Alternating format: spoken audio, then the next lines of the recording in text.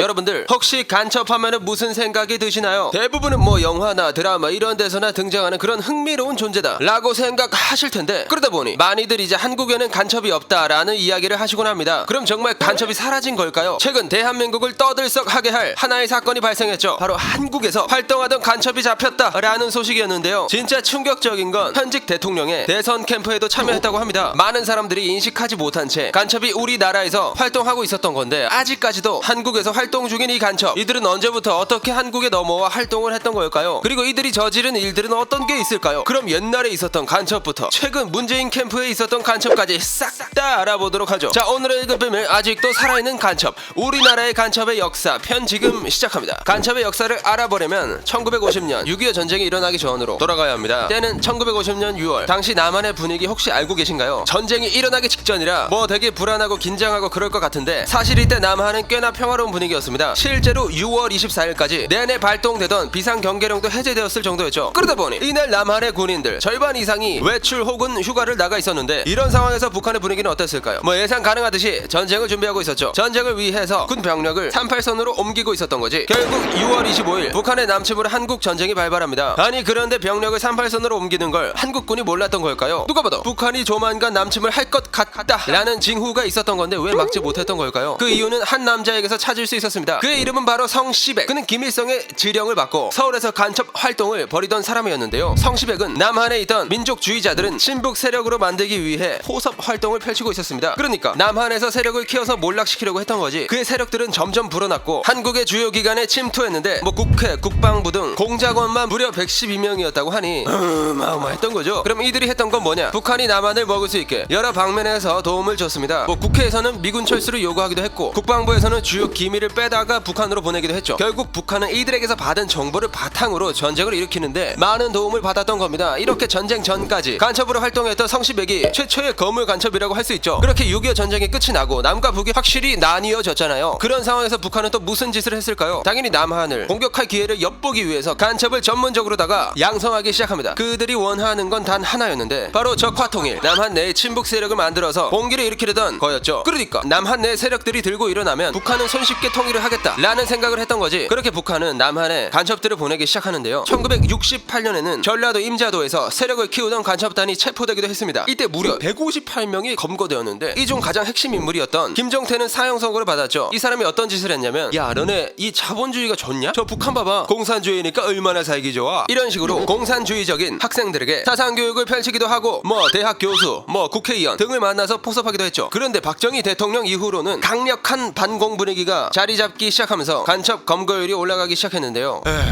저 박정희 새끼 때문에 간첩 한번 보내기 힘들구만 기래. 결국 북한의 간첩의 형태를 바꿀 수밖에 없었습니다. 얘네는 이제 어떻게 했을까요? 이전보다 더욱 심화된 교육을 하기 시작합니다. 뭐 한국어 교육이랑 문화 교육 등은 기본이고, 뭐 어느 곳을 가든 간에 당황하면 안 되잖아요. 그런 훈련들까지 다 받았다는 거죠. 그리고 간첩을 보내는 형태 역시 확실히 달라지게 됩니다. 1996년 7월에는 북한에 정보를 전달하던 한 간첩을 체포했는데, 그의 이름은 정수일. 한국에서는 무하마드 깐수라고 불리던 사람이었죠. 뭐 이슬람 학자로 활동하던 사람이었는데 외국인으로 위장해서 한국에 잠입해 있던 거지. 이처럼 북한은 외국에서 오랫동안 살게 해놓고 간첩으로 보내는 경우도 있었는데, 솔직히 외국인을 보고 북한 간첩이다 라고 생각하기는 힘들잖아요. 북한이 그걸 노렸던 거야. 그런데 이 무하마드 깐수는 간첩죄로 잡혀가고 나서 얼마 후에 다시 풀려났는데, 학술적 성과 그리고 적극적으로 간첩 행위에 협조하지 않았다 라는 이유였죠. 아니 뭐 북한에다가 정보 넘겼다며, 근데 어떻게 협조한 게 아니야 라고 생각하실 수도 있는데, 무하마드 깐수가 북한에 넘긴 자료가 뭐였냐면은 한국의 무슨 군사 기밀 이런 게 아니라 그냥 자신이 연구하던 아랍 연구 자료였던 겁니다. 북한에서도 아니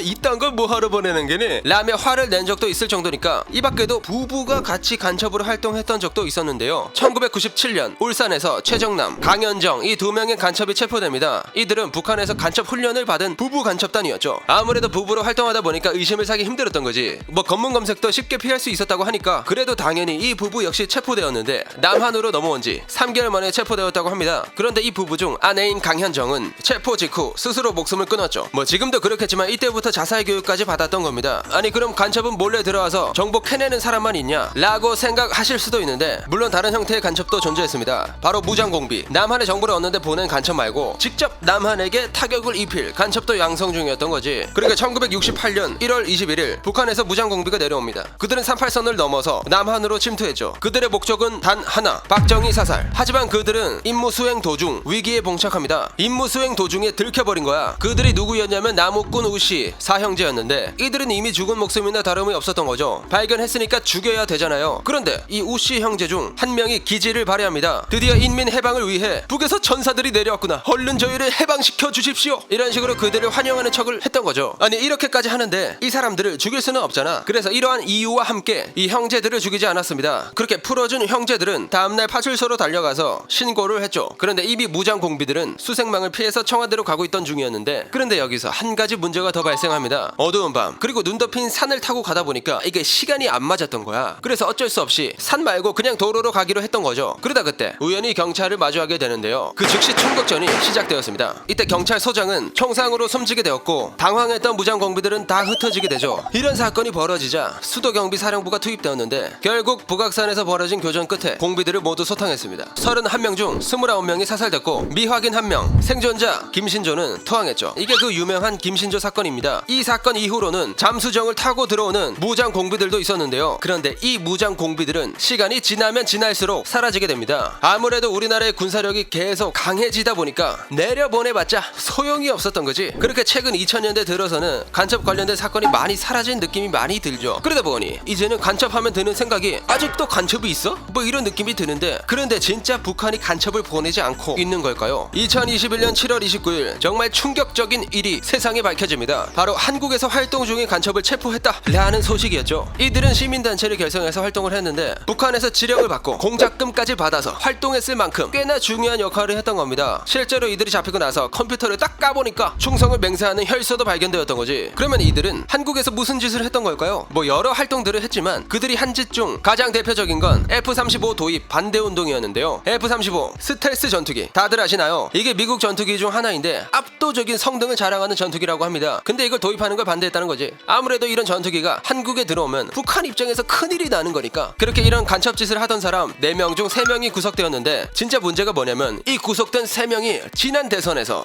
캠프 소속이었다는 겁니다. 이들이 캠프에서 활동하던 중에는 이미 공작금을 받고 지령도 받은 상태였던 거죠. 후에는 당연히 더불어민주당 의원도 만나고 다니는 등 정치권에 어느 정도 영향을 끼쳤습니다. 뭐 그래도 체포돼서 다행인 건데 문제는 이런 간첩들은 이전 간첩들과 달리 쉽게 찾아내기가 어렵다는 겁니다. 이전 간첩들은 사람을 만나서 지령을 받던지 아니면 어디 지령을 숨겨놓던지 했었는데 이제는 인터넷을 통해 지령을 받는다고 하니까 찾기가 더 힘든 거죠. 외국 이메일을 이용해서 정보도 전달하고 증거를 남기지 않으니까 이미 이런 사건이 세상에 드러난 만큼 이미 우리나라 곳곳에 간첩이 침투되어 있을 가능성이 상당히 높다고 생각하는데요. 어쩌면 우리 사회 곳곳에 이미 수많은 간첩들이 포섭 작전을 하고 있을지도 모릅니다. 더 끔찍한 건 이게 상당히 가능성이 높다는 사실이죠. 자, 그럼 이번 사건으로 간첩에 대한 경각심을 가지며 오늘의 1급 비밀 마치도록 하겠습니다. 다음에 또 다른 진실만을 담은 서류 1급 비밀 파일 들고 찾아오도록 하겠습니다. 감사합니다.